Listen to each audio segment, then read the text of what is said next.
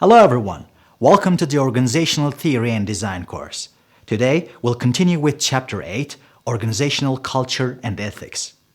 In our final chapter, we will firstly be talking about how culture is defined, and then the rise of cultural perspective in organization theory, organizational culture, levels of organizational culture, constructing organizational culture, communicating organizational culture, models of organizational culture, and business ethics. Let's start with how culture is defined. Sociologically, culture can be viewed as the context in which people live. Metaphorically, it is the scene where all the social interactions take place. Culture is made up of tangible aspects such as symbols and artifacts, and of intangible aspects such as values and beliefs. Culture is an integrative pattern of the meaning-making process which people subconsciously use to understand the world surrounding them via the shared set of values and beliefs, language, symbols, and physical artifacts. Although culture has become one of the most popular concepts of management and organization curriculum by the 1980s, studies that can be linked to organizational culture have much deeper historical roots. Now let's see the rise of cultural perspective in organization theory. Although culture-related aspects of organizational life have always been an issue for the operating managers, heyday of the concept dates back to the end of the 1970s and the beginning of the 1980s. Especially 1990s was the time culture was denoted as the main or the only reason for organizational success.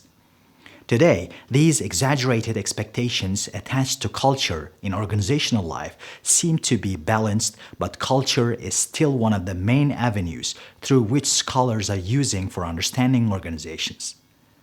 The reason behind the rise of organizational culture as a concept for understanding organizations wasn't coincidental. Many social, field, and individual level developments triggered the increase of awareness in the 90s. These factors are individualism and alienation, technically advanced production and the rise of service industry, machine bureaucracy gradually becoming less useful in managing people, innovative production techniques, and Japanese miracle. Now we can move on to organizational culture. Rotating an employee from one organization to another will make people realize a different atmosphere that they need to adapt to. Adjusting to these different organizational environments requires one to learn new values, to adhere to already established norms and various traditions. Globalization and competition transform organizations. It is expected that we will live in a more standardized world, but the reality is a translated version of it. That's why it is necessary for everyone to get a grasp of organizational culture in which they spend most of their times. Organizational culture is acquired through communication and experiencing by observation. Members of the organization create a mutual understanding of the norms, rules, and values guiding their behavior within the organization. Even though culture became a popular paradigm for understanding organizations, there is no agreed-upon definition for it. These definitions underline that culture is made up of shared emotions and beliefs, guides behaviors in organizational settings, is historically transferred from generations to generations. Now let's look at the levels of organizational culture. Organizational culture has 3 levels. From outer layer to the inner, these levels are artifacts, espoused values, and basic assumptions. Many people use onion as a metaphor to make sense of how these levels are positioned. From a structural sense, organizational culture is just like an onion. The outermost layer is called artifacts. This layer is made up of symbols and behavioral patterns.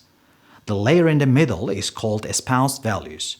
The most inner part is called basic assumptions. Whilst outer layers can be rather easily sensed, the inner core is hard to grasp. Level of visibility tends to decrease from the external levels to the inner core. This 3-level structure is generally depicted as an iceberg. When we look at constructing organizational culture, we see that organizational culture is about values, beliefs, attitudes, and assumptions on social reality. Naturally, constructing organizational culture is an evolutionary process. This process is gradual and it takes time for a proper formation. Organizational culture is not generally expressed in written format by using mission and vision statements. Organizational culture shapes organizational behavior and hence guides organizational members. But it does not have to be written. Culture is hidden in organizational details. These details provide us with clues about who's going to get promoted next, who should be leaving the organization soon, which department will be prioritized within the organization regarding resource allocation. Communicating organizational culture is another important topic. People tend to attribute symbolic meaning to any relevant event or issue. Emotions, feelings, fantasies, and expression of beliefs that affect people are central to this attribution process. Culture is shaped and communicated by shared values through symbolic interaction. Just as the economists talk about Homo economicus, for the scholars studying organizational culture, human subject is usually viewed as Homo symbolicus. Symbols are everywhere and may take many forms. Our next topic is models of organizational culture. The late 1980s was the time when organizational culture became a hot topic both among scholars and practitioners. This situation led offerings of many models trying to answer what culture is, how it should be contemplated, and how we should manage it. When we look at many of the models offered, the two patterns surrounding this discourse became obvious.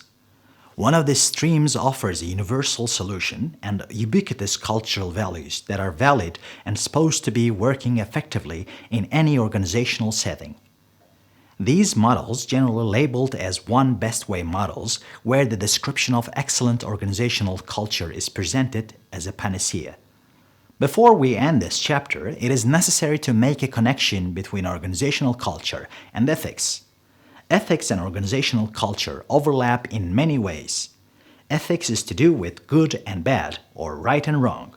People in the organizations make many choices and decisions. These decisions and eventually the following actions are guided by ethical values. But deciding on what is moral or not isn't that simple.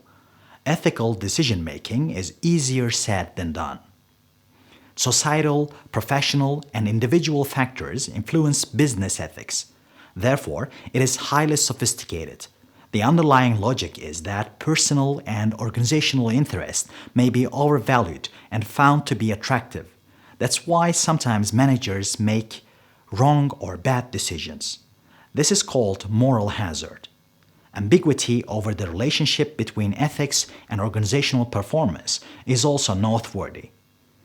Scholars argue that ethical business practices will lead to higher performance, but this argument has yet to be confirmed. So, this is the end of our program for Chapter 8 of the Organizational Theory and Design course. You can always go back and watch our previous programs. Thank you for watching.